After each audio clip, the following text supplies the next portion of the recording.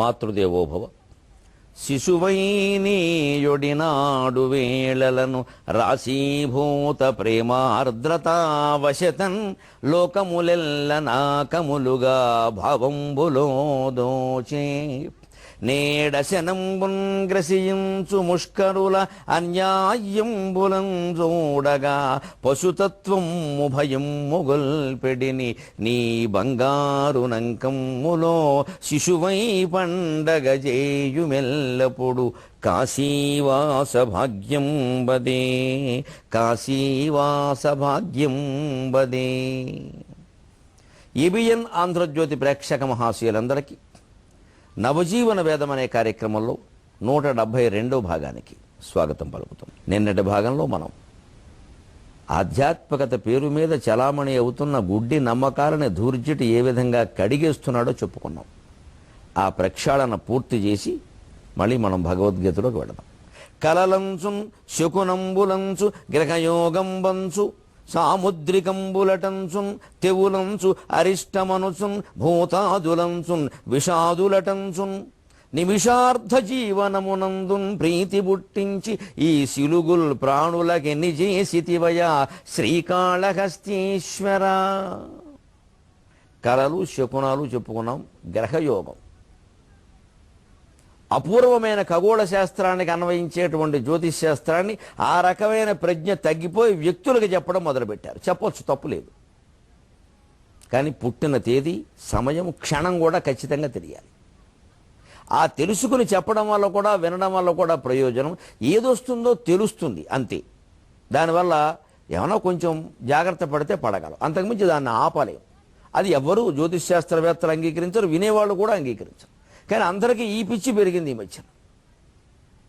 మేము ఇంతటి జ్ఞానాన్ని టీవీలో నా మటుకు నేను చెబుతుంటే పనిగట్టుకుని రకరకాలుగా చదివి రకరకాల విషయాలు కలిపి మొత్తం మీద యువతరం బాగుపడాలి, పెద్దవాళ్ళు అందరూ వినాలి, దేశం బాగుపడాలి, చైతన్యవంతం కావాలి, చేదస్థం కాదు అని చెబుతుంటే నేను గంట పడగానే చాలామంది ఆటో డ్రైవర్లు, ట్యాక్సీ డ్రైవర్లు మొత్తం అందరూ వచ్చి చేయగలుగుతారా? ఏమంటే మీరు జాతకాలు చెప్తారు? జాతకం ప్రతివాడికి కావాలి. ఇంకా నయం, నేను సంతోషిస్తాను. కుక్కలకి తెలియదు జ్యోతిష జాతకాలు చెప్తారు, లేకపోతే అది కూడా కాలు ముందుకు చాపి నాకు ఈ పూట రొట్టె దొరుకుతుందని అడుగుతుంది. దానికి చెప్పాలి మేము. ఇంత భ్రష్టు పట్టింది శాస్త్రం. అది అపూర్వ ఖగోళ శాస్త్రం. భూమి మీద ఏ రోగాలు వస్తాయి, ఏ అతివృష్టి అనావృష్టి, పంటలు ఏవి పండుతాయి, ఏవి పండవు. చంద్రుడు చంద్రవంక ఇలా ఉంటేనండి, సగం అర్థం చంద్రవంక అంటాం కదా, ఈ కొమ్ము లావుగా ఉండడం, సన్నగా ఉండడం, నల్లగా ఉండడం, తెల్లగా ఉండడాన్ని బట్టి ఏ పంటలు పండాయి చెప్పారు పంచాంగంలో చూసుకుని. ఆ ప్రకారమే జరిగింది ఆ పంటలు పండించినంతకాలం. ఇప్పుడు ఏదో ఆ పెసలు మినువులు మనం మానేశాం, అన్ని చేపల చెరువులు మొదలెట్టాం. ఆ చంద్రుడు యొక్క కొమ్ము స్వరూపాన్ని బట్టి చెప్పేవారు. అంత గొప్ప జ్యోతిష్ శాస్త్రాన్ని వేళ వ్యక్తులకి ఊరికే శుభాశుభాలు చెప్పడం కోసం వినియోగిస్తున్నాడు. దాన్ని అవమానిస్తున్నాం మనం. చాలా చిన్న విషయం అది. ఇంత చేసి చెప్పినా ఈ వ్యక్తి తప్పించుకోలేడు. ఏదైనా చేస్తే పోతుందంటే గుళ్ళో అభిషేకం చేస్తాడు, ఈయన చెయ్యడు. అవి ఎవరితో చేయిస్తారో జరుగుతుందో లేదో తెలియదు. చివరికి దేవుడి మీద నమ్మకం పోతుంది. ఆ సందర్భంలోనే వేరే వాళ్ళు ఎవరో వచ్చి నీకెందుకు రా మేము ప్రార్థన చేస్తాం అనగానే వెడుతున్నారు, మతం మారిపోతున్నారు. గమనించండి, వీటి వల్ల తగ్గనిది ప్రార్థన వల్ల తగ్గుతుందా? నేను ఎవరిని సమర్థించట్లా, ఎవరిని వ్యతిరేకించట్లా. కానీ ప్రార్థనలో మనస్సు పనిచేస్తుంది, పూజలో మనస్సు పనిచేస్తుందని చెప్పలేం. మనమే సంస్కరించుకోవాలి. మన హిందూ ధర్మంలో పూజల సంస్కృతి తగ్గి ప్రార్థన సంస్కృతి పెరగాలి. అప్పుడు ఖచ్చితంగా భగవంతుడు మన జీవితంలో ప్రవేశించి మన జీవితాన్ని తనే స్వీకరించి నడిపిస్తాడు. ఆ ప్రార్థన సంస్కృతి పెరగాలి. అది ఉంది మనకి. సుబ్రహ్మణ్య స్తోత్రం చదవండి అమ్మ, అది శివస్తోత్రం చదవండి అమ్మ, కాస్త కనకధార చదువుకోవడం చెబుతారు. అవి అవి చిత్తశుద్ధిగా ఆ పని చేయాలి. అవి ఎవరు చదువు చేయించడం, ఏదో అయిపోతుంది అనుకోవడం, చేయకపోతే అవ్వకపోతే వారిని అనడం, వారిని అవమానించడం. ఎందుకు చదువుతున్నామో తెలియదు, దానికి అర్థం మనకి తెలియదే. అర్థం లేని స్తోత్రం చదివి ఉపయోగం ఏమిటి? అర్థమైతే తాత్పర్యాలు చదివినా బెంగలేదు. అలాగే ఈ జ్యోతిష్ శాస్త్రానికైనా గ్రహయోగం ఒక లెక్క, ఒక పద్ధతి, ఒకటేదో ఉంది. ఇందులో మళ్ళీ వ్యక్తులకు జరగకపోతే పార్వతీదేవి శాపం అండి అన్నారు. ఎందుకు శాపం? అదో చిత్రమైన కథ, ఎవరు పుట్టించేశారో కానీ ఎక్కడ ఏ పురాణాలోనూ లేదు. ఎక్కడా లేదండి. ఇది పుట్టించేసి ఎందుకు తప్పించుకోవాలి కదా. పార్వతీదేవి స్నానం చేస్తోందట, పక్కన శివుడేమో ఎవరు ఏం చేస్తున్నా అడిగారు. ఎవరో జ్యోతిష్ శాస్త్రం తెలుసున్నాయన పార్వతి స్నానం చేస్తుందని చెప్పేట. అయ్యో చూస్తే నిజమేట విషయం అంటే. అందుకని పార్వతీదేవి కోపం వచ్చి జ్యోతిష్ శాస్త్రాలన్నీ అబద్ధం అవుతాయని చెప్పించారు. పార్వతి స్నానం చేయడం ఏమిటి, జాతకం ఏం చేస్తుందని ఎవరినో అడగడం ఏమిటండి శివుడు. ఆయనకేమో జ్యోతిష్ శాస్త్రం మీద వచ్చే శివుడికి జాతకాలు తెలియవండి. అసలు పార్వతి ఏం చేస్తుంది అని తెలియదండి. ఎవరండి ఇలాంటి అడ్డమైన కథలు పుట్టించి ప్రచారం చేస్తారు? ఎందుకంటే పార్వతీదేవి జ్యోతిష్ శాస్త్రాన్ని చూపిస్తుంది అన్నీ మనం ఎందుకంటే తప్పిందని ఎవరన్నా అంటే వాళ్ళు మాట్లాడకుండా ఇది ఒకటి పుట్టించారు. పార్వతీదేవి శాపం అండి. అబ్బా పార్వతీదేవి శాపం మొత్తం అనుకుంది మానేరాదా వృత్తి మాండవు. దాన్ని నిజాయితీగా చేయడు, శుభ్రంగా సంపాదన.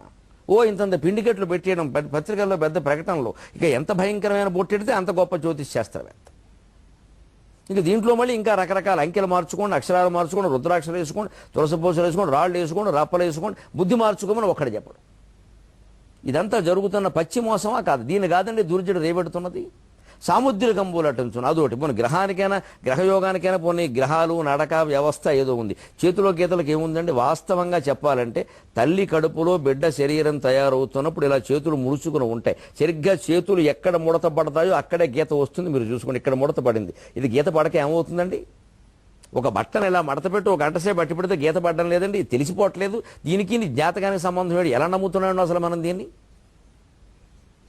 ఇంకా దీని వెనకాల నిజం చెప్పాలంటే ఎక్కడైనా దానికి శాస్త్రీయంగా పోనీ ఒకవేళ ఆధారం ఉందని అనుకున్నా కూడా ఎంత ఆలోచించినా దొరికే విషయం ఏమిటంటే కర్మలు, పూర్వజన్మ కర్మలు వాసన రూపంలో జీవుడు మనస్సులో ఉంటాయి. ఆ మనస్సుతో సహానే జీవుడు తల్లి కడుపులో పడతాడు.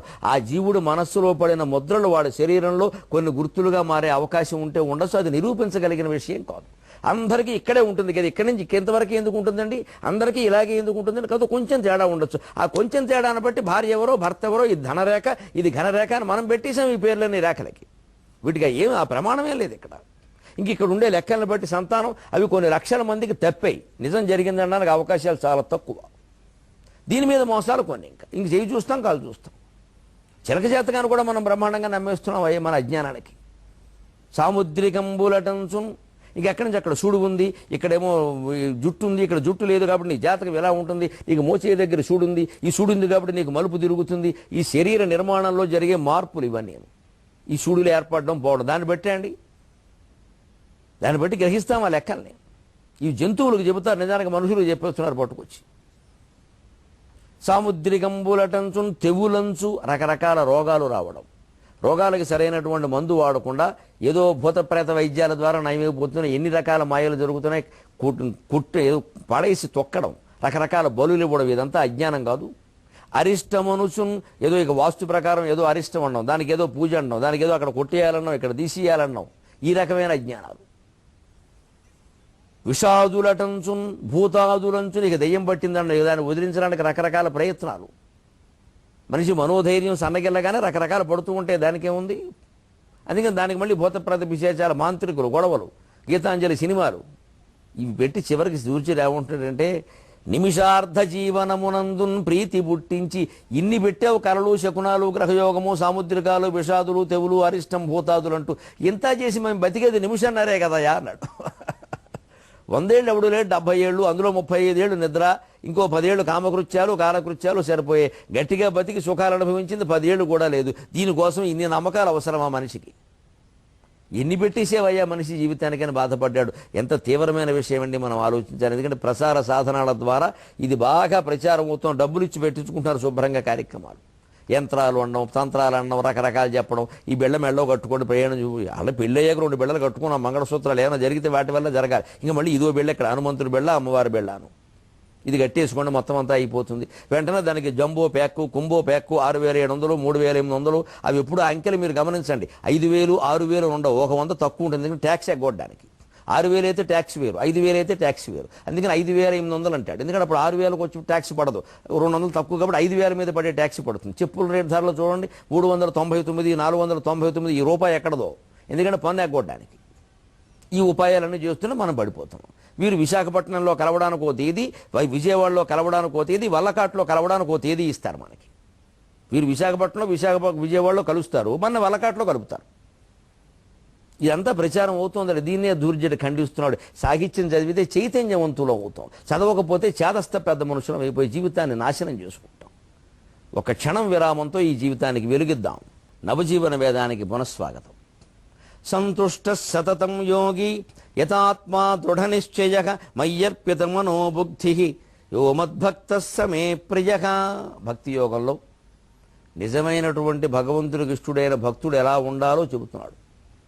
సంతుష్టగా, సంతుష్టి ఎక్కడ ఉంటుందో అక్కడ భగవంతుడు ఉంటాడు. భక్తి అంటే మనం అలవాటు చేసుకోవాల్సింది సంతృప్తి. అలా కాకుండా పూజలు చేసి కోరికలు కోరుతున్నామంటే మనం భక్తి యోగానికి వ్యతిరేకమైన పూర్తిగా. భాగవతంలో చాలా స్పష్టంగా చెబుతాడు. సనద్భక్త స వైవణికు అంటాడు. వాడు భక్తుడు కాదయ్యా, కోరికలు కోరేవాడు భక్తుడు కాదుట, వ్యాపారస్తుట. నా కోరిక తీరుస్తావా, నీకు లక్షపత్రి పూజ చేయిస్తా. నా కోరిక తీరుస్తావా, తిరుపతి వచ్చి నీకు దండం పెడితే ఇప్పుడు నీకు ఈయన దండం పెట్టకపోతే ఆయనకు వచ్చే నష్టం ఏమిటండి? కానీ భగవంతుడు ఎందుకు తీరుస్తాడు అంటే, పోనీ ఇలాగే ఏదైనా 2-3 కోరికలు తీరిస్తే వాడికి భగవంతుడి మీద విశ్వాసం కలుగుతుంది కదా, అప్పుడైనా భాగవతం లాంటి గ్రంథాలు చదువుతాడు కదా, అప్పుడు అసలు జ్ఞానం అర్థమవుతుంది కదా, పోనీ దారిలోకి వస్తాడేమో అని చిన్నపిల్లలాగా దగ్గరికి తీసుకుందామని ప్రయత్నం చేస్తే బెల్లం ముక్కట్టి ఇక ఎప్పుడు బెల్లం ముక్క స్టేజ్లోనే ఉండిపోతే ఎలాగండి? కోరికలు తీరుతున్నాయి కదా, నేను నాకు ఎప్పుడు ఆయన నమ్ముకుంటే తీరుతాను, అందుకని నేను అన్నీ ఆయనకే. ఈ కోరికలు తగ్గించుకోవాలి, ఇంకా కోరికలు పెంచుకోవడం, మళ్ళీ ఆయనకి చెప్పడం, ఇక ఈ తీరైన ఎదుటి వాళ్ళకి చెప్పడం వల్ల వాళ్ళు కొన్ని కోరికలు పెంచుకుని తీర్చుకుంటున్నారు. అసలు కోరికలు ఎందుకు ఆపుకోలేం మనం? అన్ని కోరికలు తీరాలా? అసలు ఇన్ని కోరికలు అవసరమా మనిషికి? కోరికలు ఏందే అభివృద్ధి లేదంటారు. ఈ చెందిన అభివృద్ధి ఏమైనా బాగుందా? ప్రతిదీ నాశనమే అవుతుంది అభివృద్ధి పేరు మీద. రకరకాల గూగుల్ ఎర్త్, ఈమెయిల్ అన్నీ కనిపెట్టారని ఏమైనా ఇవాళ హాకింగ్, ప్రతిదీ హాకింగ్. దానికో వైరస్, దీనికో వైర్లెస్. మళ్ళీ కనిపెట్టిన శతకోటి దరిద్రాలు కనుక అనంతకోటి ఉపాయాలు. కనిపెట్టుడు కనిపెట్టుడు కనిపెట్టుడు సకల సృష్టి కనబడనంతం. మొత్తం సృష్టి మాయమయ్యే వరకు మనం కనిపెడుతూనే ఉంటాం అజ్ఞానాన్ని. లేనిపోని దిక్కుమాలిన యంత్రాలన్నీ కనిపెట్టడం ఎందుకు? దాని మీద మళ్ళీ సులభం. ఇప్పుడు మొత్తం బ్యాంక్ అకౌంట్లన్నీ తీసుకెళ్లి సెల్ ఫోన్లో బారేశారు, కంప్యూటర్లో బారేశారు. ఒక్క వైరస్ చుట్టిందంటే మన రూపాయలన్నీ క్లోజ్. ఎవరు అడిగేవాళ్ళు? దీనికి పుస్తకాలు ఉండి ఏదో వాళ్ళు ఇంత లావు పుస్తకాలు తీసేవారు, పెద్ద చప్పుడు అయ్యేది, దాన్ని ఏదో పెట్టి రాసేవాళ్ళు. అప్పుడు ఏదైనా తేడా వస్తే అక్కడ ఉన్నామన్నో ఆయన్నో అడుగుతాం, అమ్మ కాస్త చూడమ్మా, నాన్నమ్మ నేనమ్మ గరికిపాటి నేర్సు, అయ్యో మీరాండి కూర్చోండి అని చెప్పి ఏదో చూసేవాడు. ఇప్పుడు అలా లేదు. కంప్యూటర్ అండి, సర్వర్ డౌన్, మనం అప్పే అది డౌన్. ఒక్కోసారి మొత్తం పోయిందండి, ఏం చేస్తాం ఇప్పుడు? నీ బ్యాలెన్స్లో మొత్తం పోయిందంటే ఎక్కడ ఉంటుంది? గాలిలోనే. మొత్తం అన్ని తీసుకెళ్ళి ఒక యంత్రానికి అప్పగిస్తే ఇది అభివృద్ధి అండి, నాశనం కావట్లా. ఈ అభివృద్ధికేగా మనం కోరికలు డెవలప్మెంట్ అని పేరు పెట్టుకున్నాం. అసలు కోరిక లేకపోవడమే మనిషికి నిజమైన అభివృద్ధి. దాని మీద మనం అదే సంతుష్ట, ఉన్నది చాలు ఉన్నది చాలు ఉన్నది చాలు. పల్లెటూళ్ళలో హాయిగా ఎకరం దొడ్డి, ఎకరం ఇల్లు, వెనకాల పెంట గొయ్యి, ఓ పాక, 4 పాడి గేదెలు, ఓ గడ్డివాము. మన ఇంట్లో మనకే ఏదో ఒక మరుగుదొడ్డి, ఒక పెద్ద నుయ్యి, దాని చుట్టూ పళ్ళెం, శుభ్రంగా మన నీళ్లు మనం తోడుకోవడం, వేడి నీళ్లు శుభ్రంగా పోయి ఈ పొల్లా పిడక పెట్టి వేడి నీళ్లు కాచుకోవడం, రూపాయి ఖర్చు లేకుండాను. ఆవుల పేడ, ఆ పేడతో పిడకలు, ఆ పిడకలకు మళ్ళీ ఇంత పొలం నుంచి వచ్చిన ధాన్యం పొట్టు, ఆ పొట్టు మళ్ళీ ఆ పిడకలకు వేయడం, ఆ పిడకలు పొయ్యిలో పెట్టడం, పొద్దున ఆ బూడితో పళ్ళు తోముకోవడం, ఆ తాటాక మొక్క తీసుకుని 4 తీసుకోవడం, రూపాయి ఖర్చు లేకుండా 25 ఏళ్ళు బతికంది దుంపదాకా. ఈ ఉన్న 25 ఏళ్ళలో మొత్తం నెలకి 25 లక్షలు సరిపోవట్లేదు ఇక్కడ. ఇది అభివృద్ధి అండి ఇది. సంతుష్ట అనే మాట లేకపోవడం వల్ల ఈ తద్దినం కొని తెచ్చుకున్నాం. పల్లెటూళ్ళలో సుఖంగా ఉండలేక అదేని ఇదేని పట్టణాలకు వచ్చాం. ఇప్పుడేమో మొత్తం పొద్దున లేస్తే పేస్టు దగ్గర నుంచి అన్నీ మొత్తం అమెరికా వాడే సప్లై, మనకు మామూలు ఇండియా వాడు పనికిరాడు అందులో కూడా. కాలుగేటు కాలు మొక్కుచుని మనం నిద్రలేవడం, కాలిగేటు దండం పెడుతున్నాం మనం, కాళికాదేవికి కాదు, కాలుగేటుకి దండం పెట్టి నిద్రలేస్తున్నాం మనం. అందులో మళ్ళీ ఇలా తోముకుంటూ అబ్బబ్బా అని మాట్లాడడం, సగం మీద పడ్డాం. ఈ సగం తోమిన దాన్ని కడిగి అక్కడ బాత్రూంలో పడ్డాం, దానికి బూజు పట్టడం, మళ్ళీ అది రేపొద్దున తోముకోవడం. మళ్ళీ డెంటిస్టు ఆయనకు పని, బూడిదెట్టి తోముకున్నాడు, ఈ గొడవ లేదు అసలు. ఇదంతా అభివృద్ధి అండి. సంతుష్ట అనే మాటకు అర్థం తెలియక మానవ జాతి ఇంత ప్రమాదాన్ని తెచ్చిపెట్టుకుంది. సతతం యోగి, ఎప్పుడు యోగిలా ఉండడం. యోగి అనేవాడు ఎలా ఉంటాడు? యో నద్వేష్టి నకాంక్షతి, కావాలని దేన్ని కోరడు, ఎవరైనా ఇస్తే వద్దని అండవు, అది వాడుకుంటే వాడుకుంటాడు, లేకపోతే ఎవరికైనా ఇచ్చేస్తాడు అంతే వస్తుంది. ఎందుకంటే కొంతమంది ఇప్పుడు మా చేతుల్లో చాలా పెడతారు, మేము ఎవరికైనా ఇమ్మంటే ఇవ్వరు. నేను చాలా చోట చూస్తాను, ఉపన్యాసం ఇచ్చి దిగి రాగానే నా చేతుల్లో చాలా 100, 200, 500, 1000 రూపాయలు కూడా పెడతాను. నేను ఒకసారి చాలా చోట్ల ఒక మాట చెప్తాను, పక్కన గుళ్ళో వేసేయండి అన్నమాట. చాలా మంది వేరండి, పట్టుకెళ్ళిపోతారు వెంటనే, వాళ్ళకి ఇష్టం లేదండి. గుళ్ళో వేరండి, నా చేతిలో పెడతారు. ఎందుకంటే నేను సరస్వతి స్వరూపండి, నాకు ఇస్తే పుణ్యం వస్తుంది. దేవుడు నాకంటే తక్కువ వాడు దృష్టిలో, దేవుడికి వేరండి. ఎందుకంటే దేవుడు కనపడ్డా, అక్కడ పూజారి కనపడతాడు. గుళ్ళో నీకు పూజారి కనపడుతున్నాడు, దేవుడు కనపడడం లేదంటే ఆ గుడి ఏమైనట్టండి అసలు. గుడి మీద మన నమ్మకం ఏమైనట్టండి? నాకు ఇమ్మంటే ఇస్తారా? గుళ్ళో వేయమంటే వేయరా? పోను పేదవాడికి ఇమ్మంటే ఇవ్వరా? నాకిమ్మంటే ఇస్తారు. అందుకని మేమేం చేస్తాం, నేనైతే పుచ్చుకుంటా, హాయిగా పుచ్చుకుని మొత్తం అని ఇచ్చేయడమే. మళ్ళీ ఏది ఇంటికి వెళ్ళే సమస్య లేదు. ఈ వెళ్ళేలోగా మొత్తం అయిపోవలసిందే. ఖాళీ ఏ చేతులతో ఇంటి దగ్గర నుంచి బయలుదేరామో ఏ సంచితో ఆ సంచితోనే ఇంటికి వెళ్ళాలంతే. నాకు 99% నియమం అది. నేను ఏ సంచితో వచ్చానో ఆ సంచితో పెడతాను. ఇంక అందులో ఏం ఉండవు ఇంకా. అంతే. ఎందుకని మనకు చదువుకున్నాం చాలు, వచ్చినట్టు వెళ్ళిపోవాలి. కిరటాలు వస్తాయి పోతాయి, వస్తువులు వస్తాయి పోతాయి, గాలి వస్తుంది పోతుంది. భగవద్భక్తి ఒక్కటే ఉంటుంది, ఆత్మజ్ఞానం ఒక్కటే ఉంటుంది. సంతుష్ట సతతం యోగి యథాత్మ. మనస్సును నిగ్రహించుకుంటే ఇది సాధ్యం అవుతుంది. దృఢ నిశ్చయ, ఖచ్చితమైన నిశ్చయంతో ఉండాలి. మళ్ళీ మనం ఏదో అందరూ ఉంటున్నారు కదా, అలా అయితేనే జనం ఎక్కువ వస్తారట, జనం ఏమన్నా మన అభిమానులు బాధపడతారేమో. అభిమానులు బాధ కోసం పనిచేయడానికి మేము సినిమా యాక్టర్లం కాదు.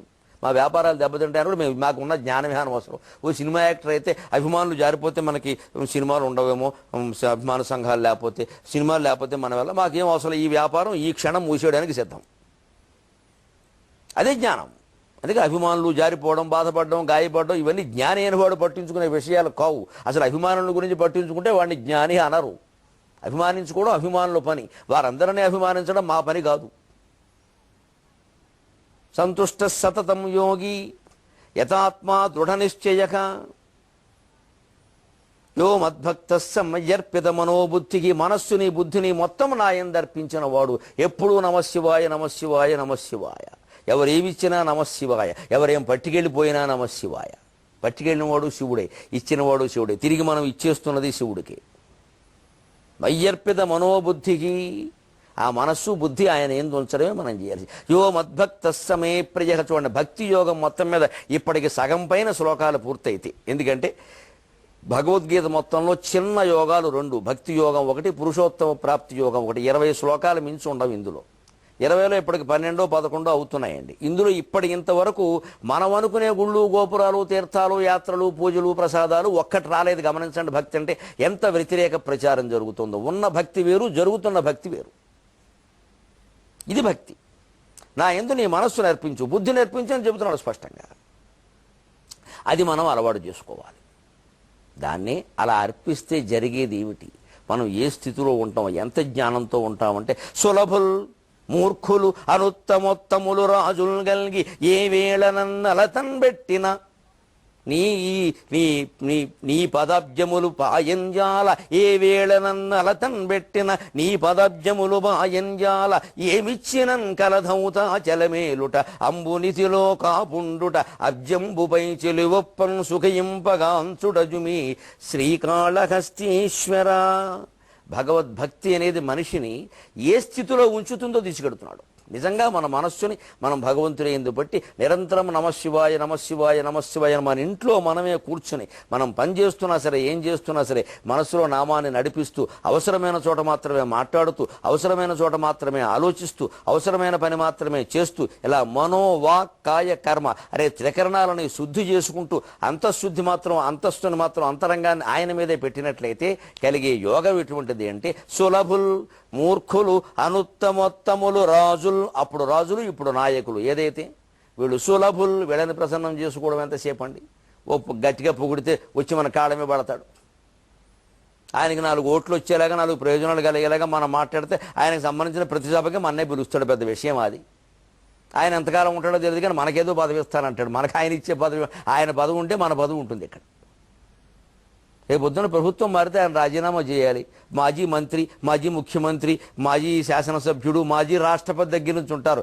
నేను కవిని, నేను ఎప్పటికీ మాజీని కాను, నేను ఎప్పుడూ తాజా, మాజీ కవి, మాజీ అవధాని. ఈ మాటలు ఉండవండి అసలు. సులభులు మూర్ఖులు అనుత్తమోత్తములు రాజులు. ఈ నాయకులు వీళ్ళని ప్రసన్నం చేసుకోవడం పెద్ద సమస్య లేదు. ఓ భజన చెబితే పడిపోతాడు. మూర్ఖత్వం. ఎందుకు? వాడి స్వార్థం వాడికి కావాలి, మన ప్రయోజనాలు వాళ్ళకేమక్కల్లా. అలా అయితే ఈ నాయకులు ఎప్పుడు ఆంధ్రప్రదేశ్ ఏర్పడి 60 ఏళ్ళు అయింది. తెలుగు భాష గురించి ఏం చేశారు? ఇప్పుడు విడిపోయా కూడా ఏం చేస్తారో చూద్దాం. గొప్ప గొప్ప కబుర్లు చెప్పారు కదా, చూద్దాం. అసలు తెలుగు భాష కోసమైనా మనం కలిసి ఉండాలన్నారు కదా, మరి కలిసి ఉండాలన్న వాళ్ళు తెలుగు భాష కోసం ఏం చేస్తారో చూద్దాం. చేయరండి. వాళ్ళ ప్రయోజనాలు వాళ్ళు చూసుకుంటారండి. అందుకే మూర్ఖులు అనేది. అనుత్తమోత్తములు అంటే ఉత్తములు కాని వాళ్ళలో గొప్పవాళ్ళు అంటే నెంబర్ 1 ఇంకా అజ్ఞానంలో నెంబర్ 1 వీళ్ళనా నేను ఆశ్రయించేది. ఒకవేళ దుర్జుడు ఏమంటున్నాడంటే, నేను ఆశ్రయించట్లేదు కాబట్టి, నేను వీళ్ళని విమర్శిస్తున్నాను కాబట్టి, నన్ను ఏ వేళ నన్ను అలతన్ పెట్టినా, ఒకవేళ వీళ్ళు నన్ను ఏమైనా బాధలకు గురి చేసినా, సరిగ్గా ధైర్యం కలిగిన వాళ్ళకి అందరికీ ఉండే సమస్యే కదండి ఇది. పొగడకపోగా విమర్శిస్తున్నాము అంటే వాళ్ళ కోపంగానే ఉంటుంది. ఈయన మనం అన్ని బయట ఎట్టేస్తున్నాడు, ఈయన సంగతి చూడండి, చూసుకోమని ఏం పర్వాలా, వాళ్ళ సంగతి చూడడానికి మన వెనకాల శివుడు ఉన్నాడు. శివుడికి 3 కళ్ళు ఉన్నాయి, వీళ్ళు ఎవరికైనా 2 కళ్ళేగా. శివుడికి 3 మొనల ఆయుధం ఉంది, వీడికి ఎవరికైనా 1 మొన ఆయుధమేగా. మనకు భయం ఏమిటండి? భగవంతుని మీద నమ్మకం ఉన్నవాడు ఎవడు భయపడ్డు. సులభుల్ మూర్ఖులు అనుత్తమోత్తములు రాజులు కలిగి ఏ వేళ నన్నలతన్ పెట్టినా, నన్ను ఎన్ని బాధలు పెట్టినా. పోతన గారి ఇబ్బందులు పడలేదా? దుర్జటి ఇబ్బందులు పడలేదా? అన్నమాచార్య పడలేదా? రాజులు తీసుకెళ్లి బంధించి నా మీద కీర్తన రాయవయ్యా అని చెరసాల్లో బంధించారు. రామదాసు ఇబ్బందులు పడలేదా? కానీ చివరికి గెలిచింది ఎవరు? మిగిలింది ఎవరు? నీ పదాబ్జములు బాయంజాల, నీ పాదాలు మాత్రం నేను విడిచిపెట్టను అన్నాడు కవులు, పండితులు, కళాకారులు, గాయకులు అందరూ తెలుసుకోవలసిన మాట. సంగీతం, సాహిత్యం గొప్ప వరాలు, జన్మాంతర సుకృతాలవి. కృషి చేస్తే వచ్చేవి కావు. దానికి జన్మాంతర సుకృతం చాలా ఉండాలి. ఆ పైన కృషి వల్ల రాణిస్తుంది. కానీ గొంతు బాగా లేని వాడికి ఎంత ప్రయత్నం చేసినా సంగీతం రాదు, వచ్చినా బాగుండదు. అలాగే సహజమైన ప్రతిభ లేనివాడు ఎప్పుడు ఎంత పైకి ఛందస్సు గీతలు కొట్టి పద్యాలు చెప్తే కుదరదు. ఇది గగనం అయిపోయి భగనం అయింది, రగణం అయింది, రగణం అమ్మయ్య ఇంకా 2 గణాలు అయితే ఉత్పలమాల మొదటి పాదం అయినట్టు. ఇది ఎప్పటికి తెములుతుంది? ఇది భోజనం. సజ్జన వంటలా ఉంటుంది. ఇక మామూలు గారులు అయ్యే ఏ కారపగారులు 2 వేసేస్తే బ్రాహ్మణులు విలవచ్చు అన్నట్టు ఉంటుంది ఈ కవిత్వం కూడా. తెమలది ఇది. అది సహజమైన ప్రతిభ, దానికి కృషి రాణింపు పనిచేస్తుంది. అందుకని అది కవిత్వం కృషి చేస్తే రాదు, వర్క్షాపులు కుదరవు దానికి. ఇట్స్ నాట్ ఏ వర్క్, అసలు అది వర్కే కాదు. అది కవిత్వానికి వర్క్షాప్ కుదరదు. దానికి వర్క్షాప్ అంతా హృదయమే. దాంట్లో మెలకువలు, దాంట్లో జాగ్రత్తలు, కొన్ని అభ్యాసాలు, వివిధ రకాల కవిత్వాలు వినిపించడానికి పనిచేస్తే వర్క్షాప్. అంతేగాని సహజమైన ప్రతిభ ఎవడు కలిగిస్తాడు? అది వచ్చిన వాళ్ళు నిజంగా దాన్ని సంగీత సాధనము శాంతము విన త్యాగరాజు వారు అంటారే, భక్తి విన, సంగీత మార్గము భక్తి విన. భక్తి లేకపోతే సంగీతం ఎందుకండి, సాహిత్యం ఎందుకండి అని అలా నన్ను ఏమిచ్చినాను అని నేను దానివల్ల అది పొందుతానయ్యా. నీ పదాబ్జములు బాయించాల, నీ మీద నేను దృష్టిని విడిచిపెట్టను. ఎందుకంటే ఆ భగవద్భక్తి, భగవత్పాదానురక్తి ఉంటే మనకు వచ్చే పదవులు, ఈ నాయకులు ఇచ్చే పదవులకి వాటికి పోలిక లేదు. ఎందుకంటే ఏమిచ్చిన కలధౌతాచలమేలుట. కలధౌతాచలం, కలధౌతం అంటే వెండి బంగారు 2 అర్థాలున్నా. ఇక్కడ వెండి, సాధారణంగా కలధౌత శిఖరం అంటే వెండి కొండ. అంటే వెండి కొండపై ఉన్నటువంటి సాక్షాత్ మనం శివుడైపోతాం. అంబునిధిపై కాపుండుట, సముద్రంలో శయనించడం అంటే విష్ణువు అయిపోతాం. పద్మం అబ్జంబుపై చెలువొప్పన్ సుఖయింపగాంచుడ, పద్మం మీద హాయిగా సుఖంగా కూర్చోవడం బ్రహ్మ. అంటే భగవద్భక్తి కారణంగా మనకి బ్రహ్మస్థానం, విష్ణుస్థానం, శివస్థానం రాబోతూ ఉంటే వాటిని రాబోతూ ఉండడం కాదు, ఆ భక్తిలో ఉన్నప్పుడు ఆ భావనలోనే మనం ఉంటే ఆ బ్రహ్మ పదవి, విష్ణు పదవి, కైలాస పదవి కంటే వీళ్ళు ఇచ్చేటువంటి బోర్డు కార్పొరేషన్ పదవులు ఎక్కువ. ఏమిచ్చిన కలధముచాచలమేలుట, అంబునిధిలో కాపుండుట, అబ్జంబుపై చెలువొప్పన్ సుఖయింపగాంచుటజుమి శ్రీకాళహస్తీశ్వర. ఎందుకు ఈ మాట అంటున్నాడు అంటే, నిజమైనటువంటి జ్ఞానం కలిగిన వాట్ల శ్రేయోగి జ్ఞానం అభ్యాసాత్ అనడే. ఆ జ్ఞానం కలిగిన వాడు ఎలా ఉంటాడంటే యోగ వాసిష్ఠంలో చెబుతారు, విచారేణ ప్రతిజ్ఞాతస్సు స్వరూపస్య మహాత్మనేహి, విచారేణ పరిజ్ఞాత స్వరూపస్య మహాత్మన మహామతే, విచారేణ పరిజ్ఞాత స్వరూపస్య మహామతే, అనుకంప్యా భవంత్యేతే బ్రహ్మ విష్ణుంద్ర శంకరాక. ఆత్మతత్వ విచారం చేసి నేనెవరు అనేటువంటి ఆలోచన ద్వారా తానెవరో తాను తెలుసుకున్నవాడు ఆత్మజ్ఞాని. బ్రహ్మ విష్ణు ఇంద్ర శంకరాహ, బ్రహ్మని, విష్ణువుని, శంకరుణ్ణి, ఇంద్రుణ్ణి చూసి అనుకంప్యా భవంత్యేతే, జాలి పడతాట. ఏమిటో బ్రహ్మ అంటారు, ఎప్పుడు ఈ సృష్టి కార్యక్రమంలో ఉండడం, వాళ్ళని వీళ్ళని సృష్టించడం, కింద వాళ్ళేమో దిక్కుమాలని బ్రహ్మదేవుడు ఇలా రాసేయడమా అని తిట్టుకోవడం, ఏ కర్మ వచ్చింది నాకు? ఆ కర్మ లేదు, నేను హాయిగా ఉన్నాను ఆత్మజ్ఞానంలో. విష్ణువు ఏమిటో దశావతారాలు ఎత్తడం ఏమిటి, చాప ఏమిటి, కప్ప ఏమిటి, తాబేలు ఏమిటి, ఏమిటా పని లేకున్నాను. రామావతారం ఎత్తడం, భార్యను కోల్పోవడం, మొయ్యోమని ఏడవడం ఏమిటిది? కృష్ణావతారం ఎత్తడం, తల్లిదండ్రులు చెరసాలలో ఉండడం, ఆయన మీద 10 రకాల హత్యా ప్రయత్నాలు ఏమిటిది? ఏమైనా గొప్ప కర్మ ఏమిటి అసలు? ఇది భగవంతుడికి ఈ కర్మ ఏమిటండి? ఆ పైనేమో అందరూ కురుక్షేత్ర యుద్ధంలో పాల్గొనడం, దుర్యోధనుడు బండబూతులు తిట్టడం, కట్టేసే ప్రయత్నం చేయడం, చివరికేమో గాంధారి శపించడం, దుర్యోధనుడు కూడా నువ్వే కారణం అనడం, ఈ నిందలన్నీ పడ్డం. ఒక్కో సందర్భంలో అర్జునుడు కూడా నిందించడం, ధర్మరాజు కూడా నిందించడం, భీముడు నిందించడం, గొల్లవాడ అనడం. ఏమిటండి ఈ పనులు? భగవంతుడికి శిక్షలు కావండి ఇవన్నీ. అలాగే శంకరుడు ఏమిటి, అంత పెద్ద శంకరుడు ఏమిటో త్రిపురాసుర సంహారం. ఇప్పుడు జగన్మోహన్ రూపం ధరించి క్షీరాబ్ది మథనం తర్వాత ఆ జగన్మోహన్ని చూసి వెనకాల పడ్డాట, చివరికి ఇలా చేయట్టుకున్నట్ట. అప్పుడు విష్ణువు వెంటనే జగన్మోహన్ అలా విష్ణువుగా మారాట. అదే ర్యాలీలో జగన్మోహిని కేశవస్వామి. పరమేశ్వరుడు వ్యామోహంలో పడ్డం ఏమిటి?